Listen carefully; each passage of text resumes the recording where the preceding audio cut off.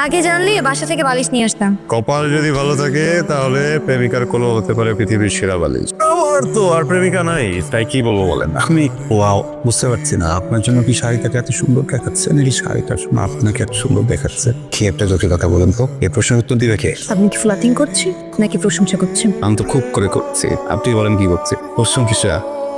আচ্ছা আমরা এখানে কি করছি? ও 9 নম্বর বিপদ সংকেত। আপনি ফোনে বললেন না আজকে টাকা পয়সা নেই, সব ব্যবস্থা আমাকে করতে হবে।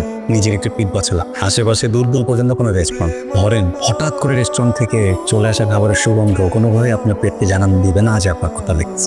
বিষয় দেখতে বাদামাল আসতে পারে, আই ক্যান অ্যাফোর্ড। নিজেকে এত না পুছিয়ে লাড্ডু খান। লাড্ডু? কিসের লাড্ডু? আগে খাবে তো। আমি এটার মধ্যে কোনো ওষুধ মিশাইনি। ঘুমের ওষুধ মিস করলে আপনার টাকাটা লস হতো। আমার বউয়ের একটা ভাঙা ফোন, 200 টাকা ছাড়া তো কিছু নাই। উপলক্ষটা কি? উপলক্ষ হচ্ছে আমার চাকরি হয়ে গেছে। কংগ্রেচুলেশন। আপনার খারাপ লাগছে না? কা আপনার তো চাকরিটা হতে পারতেন। হয় নাই আপনার হয়েছে না। শুনুন, মানুষের প্রাপ্তি আসলে হওয়া উচিত আর একটা মানুষের প্রাপ্তি, বুঝলেন?